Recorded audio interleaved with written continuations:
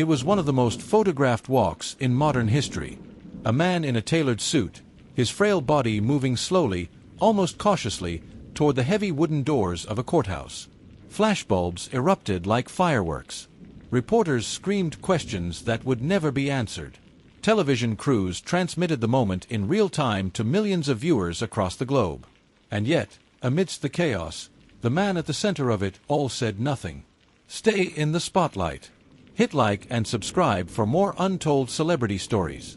That man was Michael Jackson, the king of pop, the global icon whose voice had filled stadiums, whose dance steps had electrified generations, whose art had broken barriers.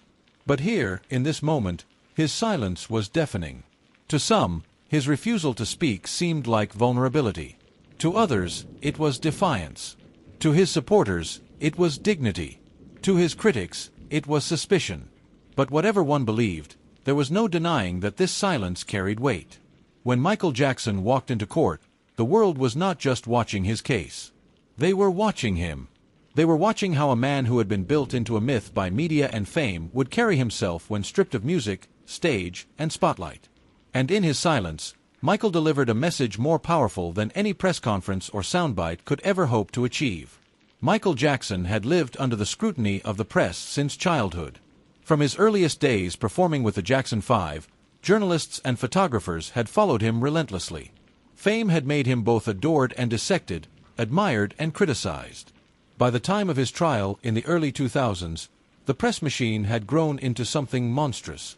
Around-the-clock news networks, tabloid newspapers, gossip magazines, and the internet all converged to feed a global obsession with the king of pop. The courtroom became the ultimate stage. Every day, news anchors stood outside, breathlessly reporting what he was wearing, how he looked, and who stood beside him. Helicopters hovered above. Fans lined the sidewalks with signs, chanting prayers of support. Protesters gathered too, their shouts echoing in the distance. Michael knew he was no longer just fighting allegations. He was battling perception. In this war of images, every gesture mattered. And he chose silence. When Michael stepped out of the black SUV and faced the flashing cameras, his appearance was carefully chosen. His suits were often dark, sharply tailored, and paired with armbands or symbolic accessories. To casual observers, they might have seemed like eccentric fashion choices. To his fans, they carried meaning. The armbands, for example, had long symbolized his concern for children suffering around the world. Even in the darkest personal moments, he clung to his broader mission of compassion. His sunglasses concealed his eyes, shielding him not only from the blinding flashes but also from the world's gaze. Each walk to the courthouse door was not just an act of compliance with the law, it was theater. Silent, controlled, and deliberate. Michael understood that if he spoke, his words could be twisted, replayed, and dissected endlessly. But silence left room for interpretation. Silence was power. Michael's relationship with the press had always been adversarial.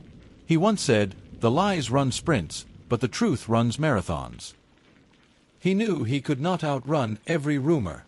He knew that words could be clipped, reshaped, and weaponized. Silence, however, was different. Silence was unchangeable.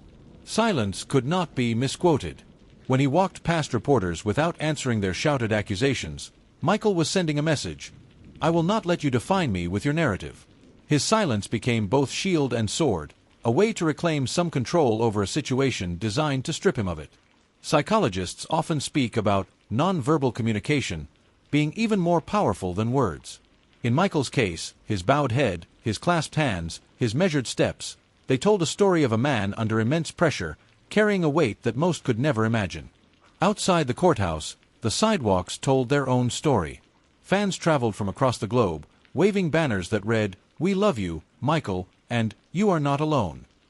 Some played his songs loudly on portable speakers. Others held vigils, praying for justice. For these supporters, Michael's silence was not weakness. It was grace.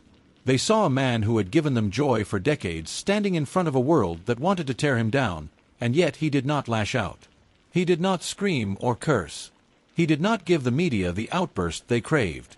Protesters, of course, were present too. They carried signs that condemned him, their chants mixing with those of the supporters in a cacophony of judgment and devotion. This clash of voices outside mirrored the silence inside.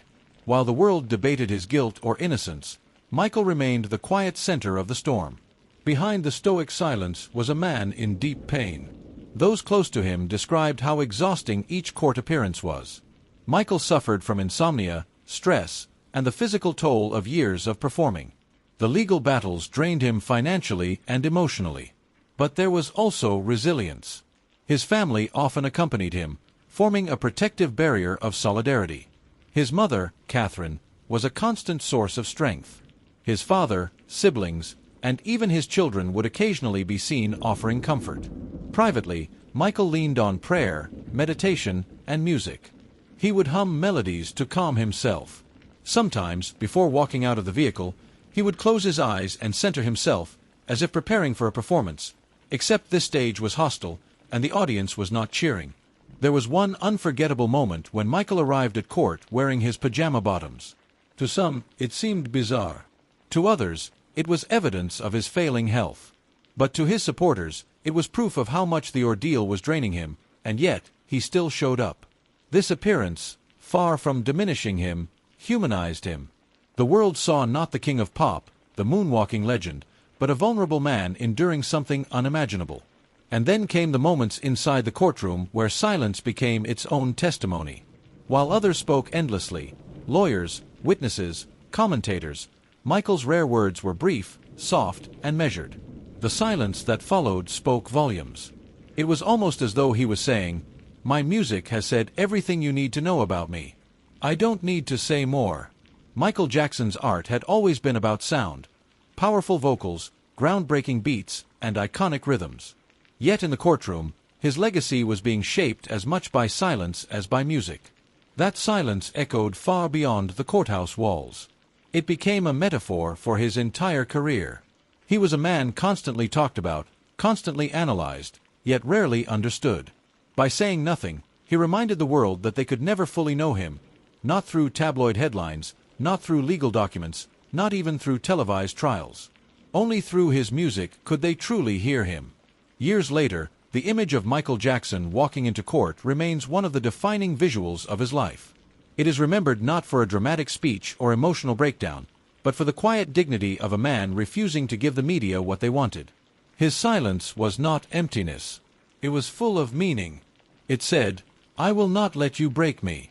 I will not play by your rules. I will endure this storm in my own way." And perhaps, in the end, that is the most powerful message of all. Michael Jackson, the man whose voice defined generations, reminded the world that sometimes silence speaks loudest. Thanks for watching.